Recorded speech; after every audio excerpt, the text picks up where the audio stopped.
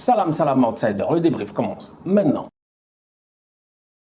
Manchester United perd aujourd'hui 1-0 face à Everton. On va être très sérieux, cette équipe de United-là a trouvé le moyen de relancer Everton. Parce que Everton, lors de leurs 12 derniers matchs, si je ne me trompe pas, ils avaient 8 défaites. Cet Everton-là de Frank Lampard va très très mal. Ils ne s'en sortent pas. Ils se battent pour la relégation. United n'a qu'une seule mission, essayer de finir dans le top 4, essayer d'aller en Ligue des Champions. Et voilà, ces tocards de United-là, qui non seulement, je dis bien, sont en train de se mettre des bâtons dans les roues pour ne pas aller en Ligue des Champions, mais au-delà de cela, ils ont relancé, je dis bien, ou ils ont tué, si vous le voulez, la course à la relégation.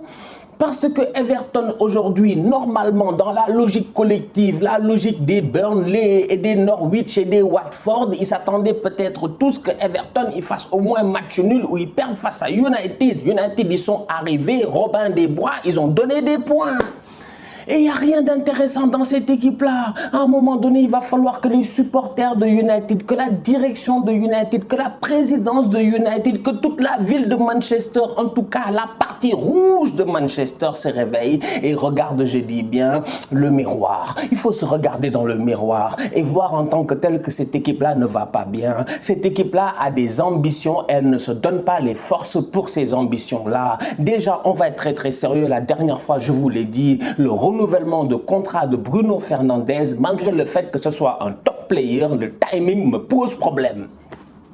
Le timing me pose problème. Tu renouvelles un top player, je dis bien, comme Bruno Fernandes sur un long contrat, un contrat, je dis bien, quand même financièrement élevé, mais tu ne sais même pas qui va coacher l'équipe la saison prochaine. Tu ne sais même pas si le gars qui va coacher l'équipe la saison prochaine met Bruno Fernandes dans ses plans. Et ne me dites pas que Bruno, c'est un grand joueur, forcément, il rentre dans tous les plans de tous les coachs, etc. Parce qu'on a eu l'occasion de voir ici des grands joueurs qui ne rentraient pas dans les plans de certains coachs.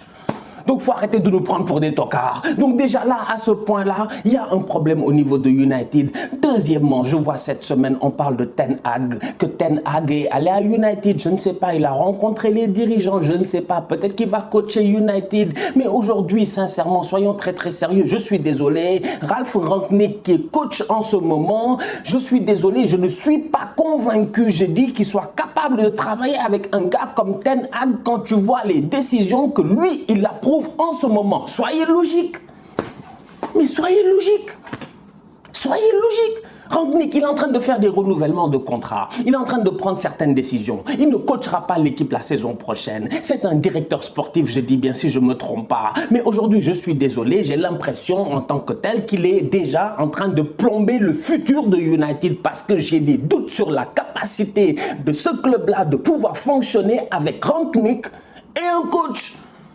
Parce que Rangnick aujourd'hui, ça se voit qu'aujourd'hui, sincèrement, il n'a pas d'idée. C'est-à-dire qu'il a voulu essayer de coacher. Mais pourquoi est-ce qu'il s'est embarqué dans cette affaire-là alors qu'il n'est pas fort ? Peut-être que c'est un bon visionnaire, c'est un bon gestionnaire, c'est quelqu'un qui est capable, je dis bien, de construire un club, d'amener un club, tout ça, etc. Mais dans le back-office, dans l'administration, sur le terrain, tu as besoin, je dis bien, d'avoir quelque chose de différent. Et ce différent-là, on ne le voit pas parce qu'on va être très sérieux. Je vais venir à ce match-là, United-Everton. Tu regardes la performance des joueurs de United, tu es découragé. Ils sont trop nuls. Maguire, c'est un tocard. Et mais je m'en fous en fait.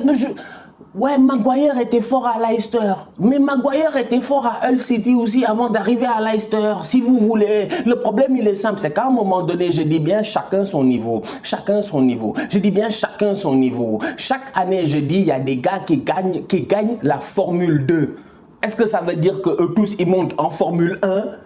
Mais tu peux être le maire de Formule 2 et passer ta vie là-bas et ne jamais monter en Formule 1 parce qu'en réalité, dès que tu montes en Formule 1, on voit que tu n'as pas le mental, le talent ou quoi que ce soit pour évoluer dans cette sphère-là.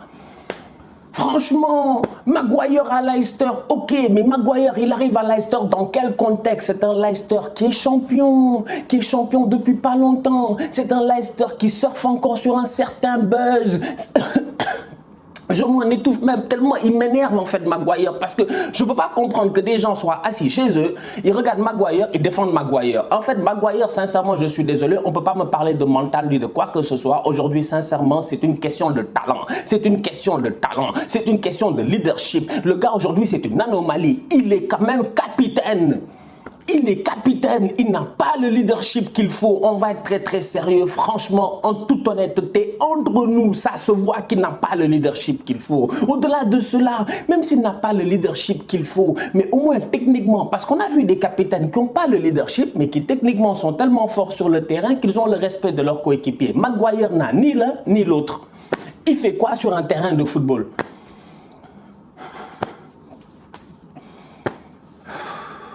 Non, franchement, toute honnêteté, j'essaie de comprendre.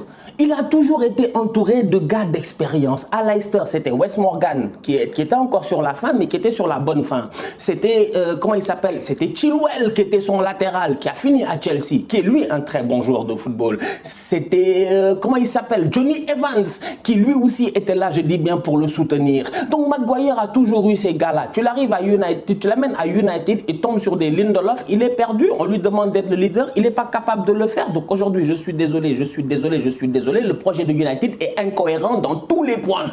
Le capitaine n'est pas bon, le coach n'est pas bon, la présidence n'est pas bonne, il n'y a absolument rien qui est bon. Et même les calculs qui sont faits dans le futur ne sont pas bons. Et vous voulez me faire croire que ce club-là, je dis bien, va se relever de ses cendres le plus rapidement possible? Je commence à avoir des doutes.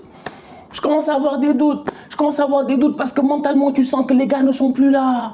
Ils sont plus là, en fait. Il y a une aura, il y a quelque chose qui ne marche pas. Mais Rashford, il est devenu nul, mais c'est un tocard. En fait, Rashford, c'est un tocard. Voilà.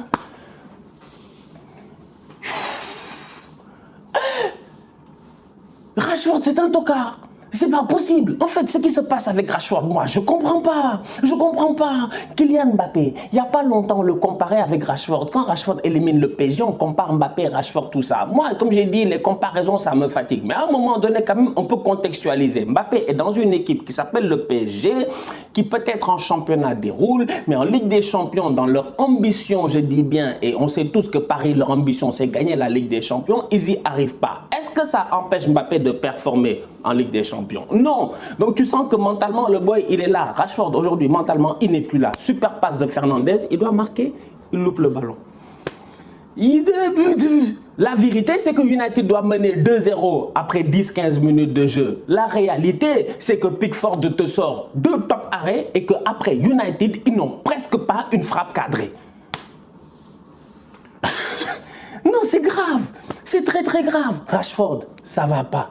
Cristiano, le pauvre, il est en pointe. Il a 37 ans. Il a 37 ans. Vous vous attendez à quoi? Vous attendez à quoi? Il peut claquer des buts, il n'y a pas de problème. Ça, on le sait déjà. Franchement, c'est le meilleur buteur de l'histoire du football. Il n'y a pas besoin de beaucoup tergiverser. Mais il faudrait qu'au moins, autour de lui, il y ait au moins des gars qui se débrouillent. Des gars qui se débrouillent. Tu as Rashford, il est sur le terrain. Son apport est incolore, inodore. Son apport, c'est le néant. Il y a Walou.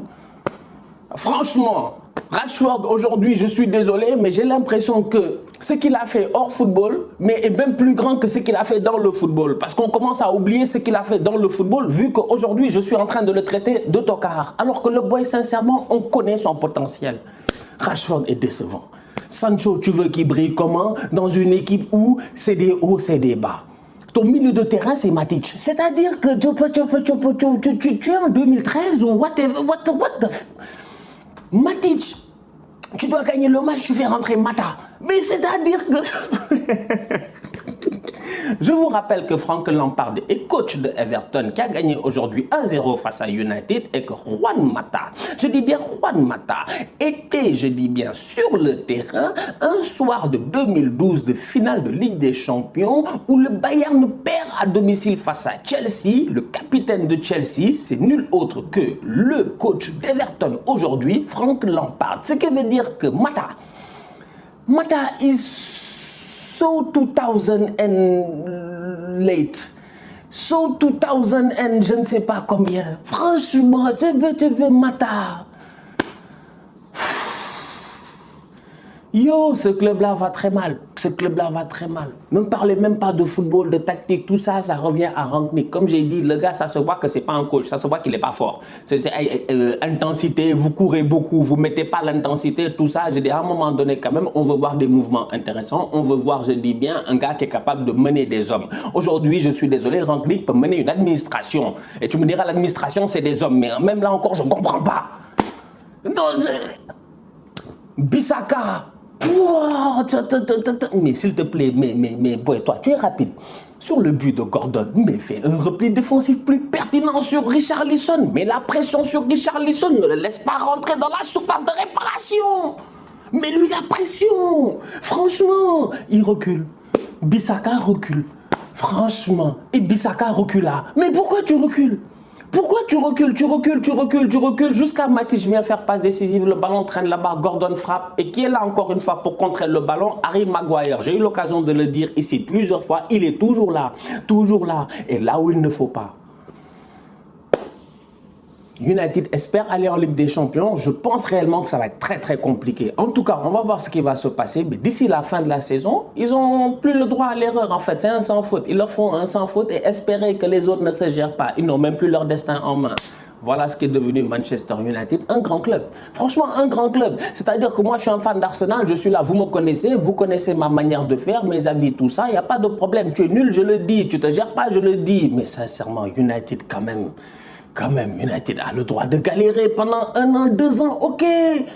Mais vous galérez constamment. C'est parce que Mourinho est venu, il a gagné une Europa League, taf en passant, qu'on a cru que Ole n'a même pas réussi à le faire. Et même j'ai l'impression que Ole est plus fort que Rangnick. C'est-à-dire... Waouh. Sans compter ce qui les attend cet été. Pogba va-t-il renouveler ou pas? C'est-à-dire, vous imaginez le bordel qu'il y a à United en ce moment. Vous imaginez le bordel qu'il y a à United. Les Glazers, les renouvellements de contrats. Qui va coacher cette équipe-là? Dans quelles conditions il va coacher cette équipe-là? Qui sera le directeur sportif du coach? Est-ce que le directeur sportif du coach vont s'entendre? Parce qu'il faut éviter les problèmes à la Leonardo, Pochettino, Leonardo, je ne sais pas quoi, etc. Bref, on a eu l'occasion de le voir. Il y a des choses qui ne marchent pas. C'est-à-dire qu'il y a trop de facteurs qui vont, à mon humble avis, plomber peut-être le futur de United, sans compter le fait de savoir est-ce que Cristiano va rester ou pas. Ça aussi, c'est un autre truc. C'est terrible. C'est terrible. Ils n'ont pas le niveau. Ils ont perdu 1-0 face à Everton. Et ils ont relancé Everton. Franchement, il fallait le faire. Bravo United. La famille, on se capte très bientôt pour un nouveau débrief. D'ici là, on continue à liker, on continue à partager. On s'abonne. On est ensemble, on reste en santé. C'est le plus important. Tous outsiders.